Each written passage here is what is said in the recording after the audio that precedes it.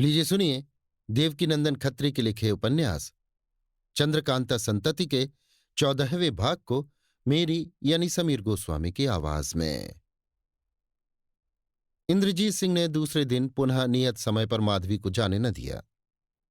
आधी रात तक हंसी दिल लगी ही में काटी। इसके बाद दोनों अपने अपने पलंग पर सो रहे। कुमार को तो खुटका लगा ही हुआ था कि आज वो काली औरत आवेगी, इसलिए उन्हें नींद न आई। बारीक चादर में मुंह ढांके पड़े रहे, मगर माधवी थोड़ी ही देर में सो गई। वो काली औरत भी अपने मौके पर आ पहुंची। पहले तो उसने दरवाजे पर खड़े होकर झांका। जब सन्नाटा मालूम हुआ, अंदर चली आई और दरवाजा धीरे से बंद कर लिया। इंद्रजीत सिंह उठ बैठे। उसे अपने मुंह पर उंगली रख चुप रहने का इशारा किया और माधवी के पास पहुंचकर उसे देखा। मालूम हुआ कि वो अच्छी तरह सो रही है। काली औरत ने अपने बटुए में से बेहोशी की बुकनी निकाली और धीरे से माधवी को सुंघा दिया। थोड़ी देर तक खड़ी रहने के बाद माधवी की नब्ज देखी। जब विश्वास हो गया कि वो बेहोश हो गई, तब उसके आंचल से ताली खोल ली और अलमारी में से सुरंग, जिस राह से माधवी आती जाती थी, कि ताली निकाल मोम पर उसका सांचा लिया और फिर उसी तरह ताली अलमारी में रख ताला बंद कर अलमारी की ताली पुनः माधवी के आंचल में बांध इंद्रजीत के पास आकर बोली, मैं सांचा ले चुकी, अब जाती हूं। कल दूसरी ताली बनाकर लाऊंगी। तुम माधवी को रात भर इसी तरह बेहोश पड़ी रहने दो। आज वो अपने ठिकाने ना जा सकी, इसीलिए सवेरे देखना कैसी घबराती है। सुबह को कुछ दिन चढ़े माधवी की आंख खुली। घबरा कर उठ बैठी। उसने अपने दिल का भाव बहुत कुछ छिपाया, मगर उसके चेहरे पर बदहवासी बनी रही, जिससे इंद्रजीत सिंह समझ गए कि रात इसकी आंख न खुली और रोज की जगह पर ना जा सकी, इसका इसे बहुत रंज है। दूसरे दिन आधी रात बीतने पर इंद्रजीत सिंह को सोता समझ माधवी अपने पलंग पर से उठी। क्षमादान बुझाकर अलमारी में से ताली निकाली और कमरे के बाहर हो उसी कोठरी के पास पहुंची। ताला खोल अंदर गई और भीतर से ताला बंद कर लिया। इंद्रजीत सिंह भी छिपे हुए माधवी के साथ साथ कमरे के बाहर निकले थे। जब वो कोठरी के अंदर चली गई तो ये इधर उधर देखने लगे। उस काली औरत को भी पास ही मौजूद पाया। माधवी के जाने के आधी घड़ी बाद काली औरत ने उसी नई ताली से कोठरी का दरवाजा खोला जो बामुजिब सांचे के आज वो बनाकर लाई थी। इंद्रजीत सिंह को साथ ले अंदर जाकर फिर वो ताला बंद कर दिया। भीतर बिल्कुल अंधेरा था, इसलिए काली औरत को अपने बटुए से सामान निकाल मोमबत्ती जलानी पड़ी, जिससे मालूम हुआ कि इस छोटी सी कोठरी में केवल 20-25 सीढ़ियां नीचे उतरने के लिए बनी हैं। अगर बिना रोशनी किए ये दोनों आगे बढ़ते तो बेशक नीचे गिरकर अपने सिर, मुंह या पैर से हाथ धोते। दोनों नीचे उतरे।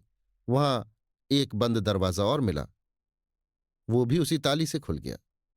अब एक बहुत लंबी सुरंग में दूर तक जाने की नौबत पहुंची।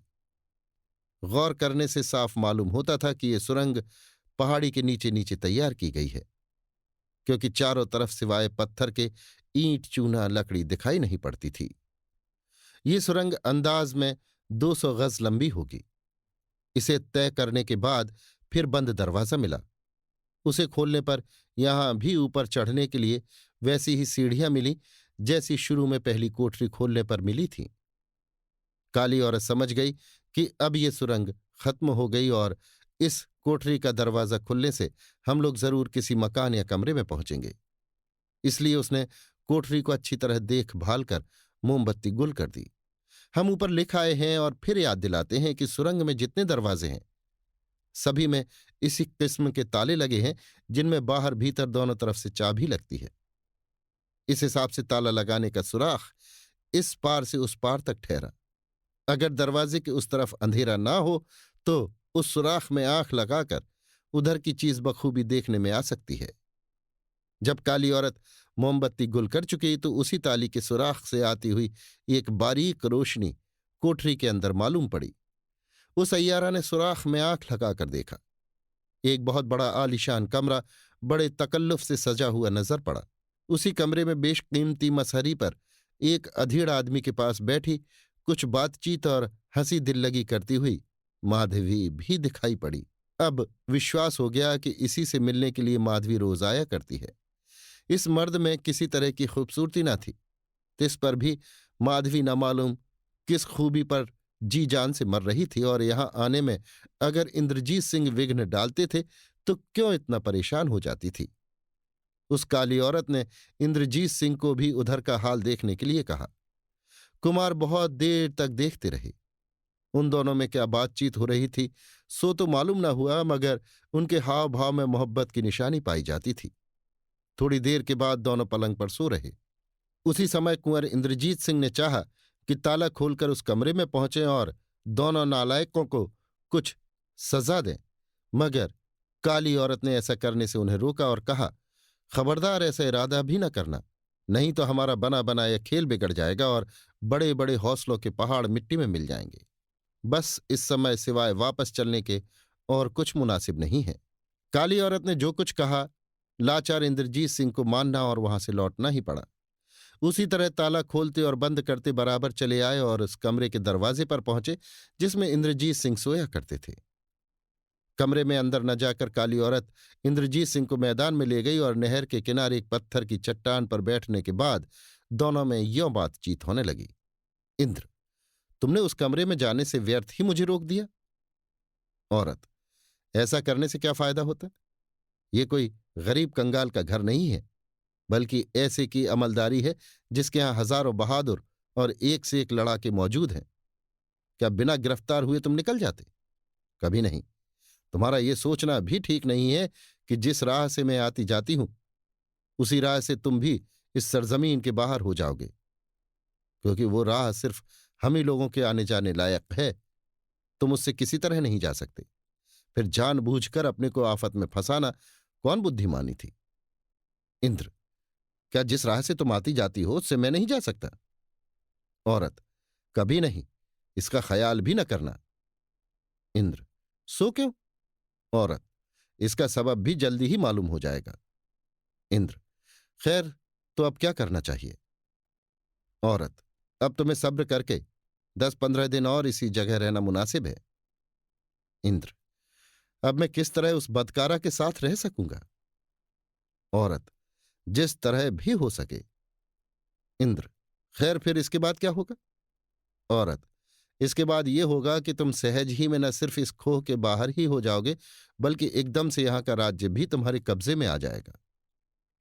इंद्र, क्या ये कोई राजा था जिसके पास माधवी बैठी थी? औरत, नहीं, ये राज्य माधवी का है और ये उसका दीवान था। इंद्र, माधवी तो अपने राज्य का कुछ भी नहीं देखती। औरत, अगर वो इस लायक होती तो दीवान की खुशामद क्यों करती? इंद्र, इस हिसाब से तो दीवान ही को राजा कहना चाहिए। औरत, बेशक। इंद्र, खैर, अब तुम क्या करोगी? औरत, इसके बताने की अभी कोई जरूरत नहीं। 10-12 दिन बाद मैं तुमसे मिलूंगी और जो कुछ इतने दिनों में कर सकूंगी उसका हाल कहूंगी। बस अब मैं जाती हूं। दिल को जिस तरह हो सके संभालो और माधवी पर किसी तरह ये मत जाहिर होने दो कि उसका भेद तुम पर खुल गया या तुम उससे कुछ रंज हो। उसके बाद देखना कि इतना बड़ा राज्य कैसे सहज ही में हाथ लगता है, जिसका मिलना हजारों सिर कटने पर भी मुश्किल है। इंद्र, खैर, ये तमाशा भी जरूर ही देखने लायक होगा। औरत, अगर बन पड़ा तो इस वादे के बीच में 1-2 दफे आकर तुम्हारी सुध ले जाऊंगी। इंद्र, जहां तक हो सके जरूर आना। इसके बाद वो काली औरत चली गई और इंद्रजीत सिंह अपने कमरे में आकर सो रहे। पाठक समझते होंगे कि इस काली औरत या इंद्रजीत सिंह ने जो कुछ किया या कहा सुना किसी को मालूम नहीं हुआ, मगर नहीं, वो भेद उसी वक्त खुल गया और काली औरत के काम में बाधा डालने वाला भी कोई पैदा हो गया, बल्कि उसने उसी वक्त से छिपे छिपाए अपनी कार्रवाई भी शुरू कर दी, जिसका हाल माधवी को मालूम न हो सका। अभी आप सुन रहे थे देवकीनंदन खत्री के लिखे उपन्यास चंद्रकांता संतति के पहले भाग का 14वां बयान, मेरी यानी समीर गोस्वामी की आवाज में।